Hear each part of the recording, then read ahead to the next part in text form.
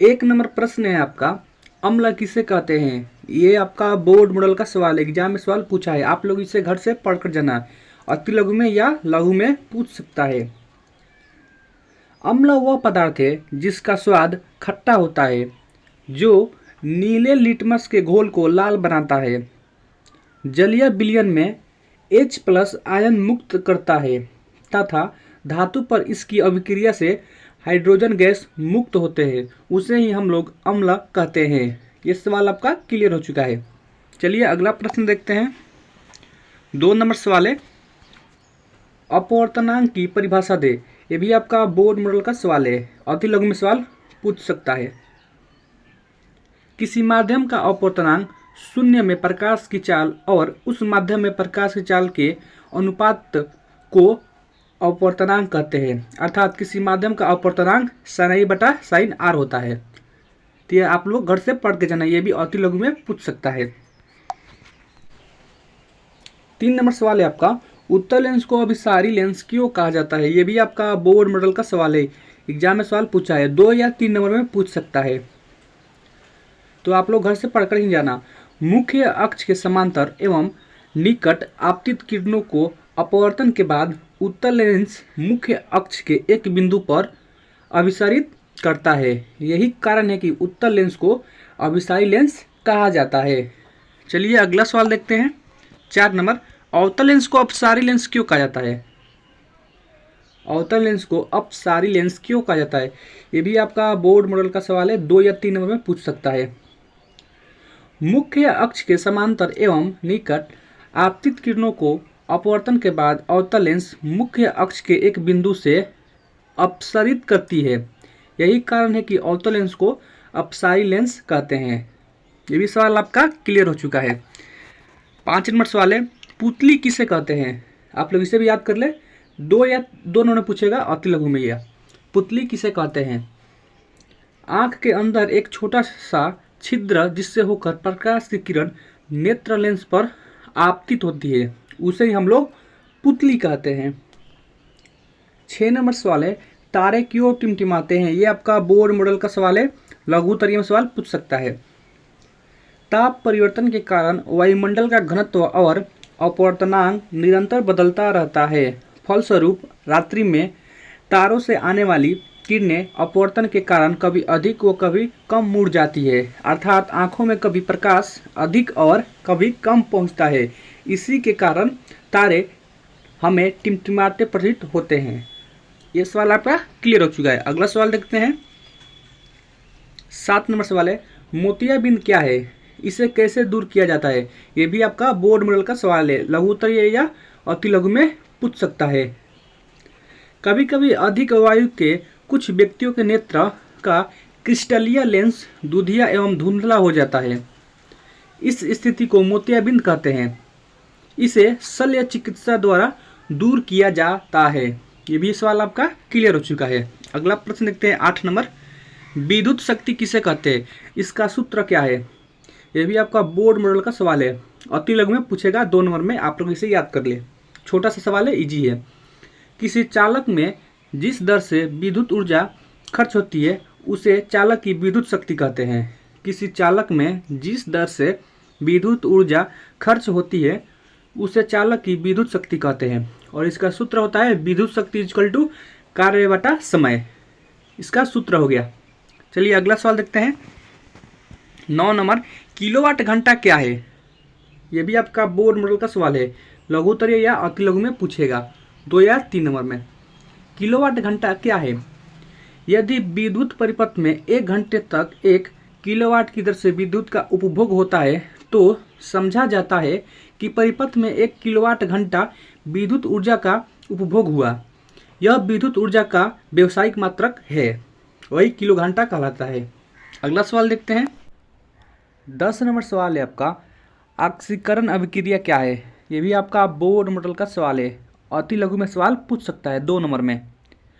वैसी रासायनिक अभिक्रिया है जिसमें किसी पदार्थ से ऑक्सीजन का संयोग होता है या हाइड्रोजन का निष्कासन होता है, ऑक्सीकरण कहलाता है। ये भी सवाल आपका क्लियर हो चुका है। अगला सवाल देखते हैं। 11 नंबर सवाल है, अवकरण अभिक्रिया क्या है। अवकरण अभिक्रिया क्या है, ये भी आपका बोर्ड मॉडल का सवाल है, 2 नंबर में पूछ सकता है। वैसी रासायनिक अभिक्रियाएं जिसमें किसी पदार्थ से ऑक्सीजन का निष्कासन या हाइड्रोजन का संयोग होता है अवकरण कहलाता है, वो अभिक्रिया अवकरण अभिक्रिया कहलाता है। अगला प्रश्न देखते हैं, रेडक्स अभिक्रिया क्या है, ये भी आपका बोर्ड मॉडल का सवाल है, अति लघु में या लघुत्तरीय में पूछेगा रेडक्स अभिक्रिया क्या है, तो आप लोग इसे भी घर से पढ़ कर जाए। किसी रासायनिक अभिक्रिया में एक अभिकारक उपचयात तथा दूसरा अभिकारक अपचयित होता है, ऐसी अभिक्रियाएं को रेडॉक्स अभिक्रिया कहते हैं। अगला सवाल देखते हैं, संयोजन अभिक्रिया क्या है, एक उदाहरण दीजिए, तो ये आपका लघुत्तरीय में पूछेगा। जब 2 या 2 से अधिक पदार्थ संयोग करके एक नए पदार्थ का निर्माण करते हैं तब उस संयोजन अभिक्रिया कहते हैं। जैसे कार्बन को ऑक्सीजन की उपस्थिति में जलाने पर CO2 गैस बनता है। अगला सवाल देखते हैं, वियोजन अभिक्रिया क्या है, एक उदाहरण दीजिए, ये भी आपका बोर्ड मॉडल का ही सवाल है, 2 या 3 नंबर में पूछेगा, तो आप लोग घर से पढ़ कर जाएगा इसे। जब एक पदार्थ टूटकर 2 या 2 से अधिक नए पदार्थ का निर्माण करता है, जब एक पदार्थ टूटकर 2 या 2 से अधिक नए पदार्थ का निर्माण करता है तब उसे वियोजन अभिक्रिया कहते हैं। जैसे कैल्शियम कार्बोनेट को गर्म करने पर CaO एवं CO2 गैस बनते हैं, ये इसका एक उदाहरण हो गया।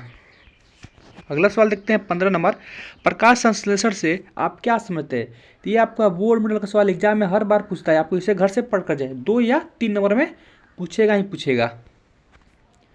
सूर्य की ऊर्जा की सहायता से सरल अकार्बनिक अणु CO2 तथा जल का पादप कोशिकाओं में स्थिरीकरण कार्बनिक अणु ग्लूकोज के रूप होना प्रकाश संश्लेषण कहलाता है। यह सवाल आपका क्लियर हो चुका है। 16 नंबर सवाल है, सजीवों में जनन की क्या आवश्यकता है, यह भी आपका बोर्ड मॉडल का ही सवाल है, लघुत्तरीय या अति लघु में पूछेगा। सजीवों में जनन की क्या आवश्यकता है, सभी जीवों में अपने अस्तित्व को पीढ़ी दर पीढ़ी बनाने रखने के लिए नई संतानों की उत्पत्ति करना आवश्यक है। यह क्रिया जनन द्वारा होता है, यदि जनन ना हो तो जीव विलुप्त हो जाएगा। ये भी सवाल आपका क्लियर हो चुका है। अगला प्रश्न देखते हैं 17 नंबर, जीन कोश क्या है।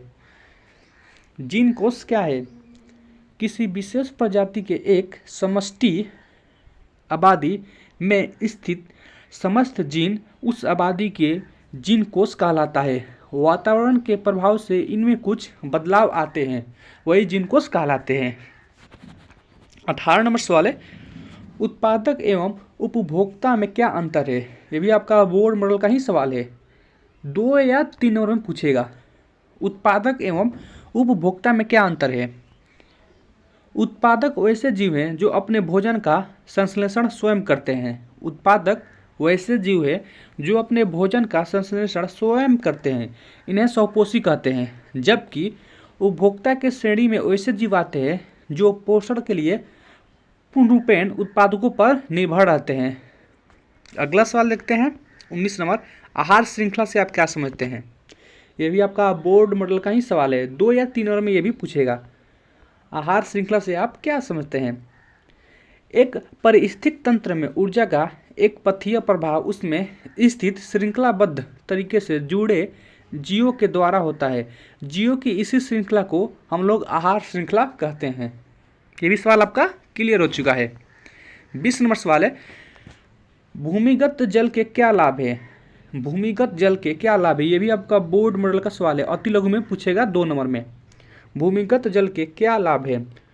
भूमिगत जल को हम कुएं, हैंडपंप, बोरिंग आदि से निकालकर अपने दैनिक जीवन एवं कृषि कार्यों में उपयोग करते हैं, यही हम लोग का भूमिगत जल के लाभ है। तो ये भी सवाल आपका क्लियर हो चुका है। अगर आप चैनल पर पहली बार आए, चैनल को सब्सक्राइब कर लें, वीडियो को लाइक करें और शेयर करें। मिलते हैं एक और नए वीडियो के साथ, तब तक लिए जय हिंद, वंदे मातरम।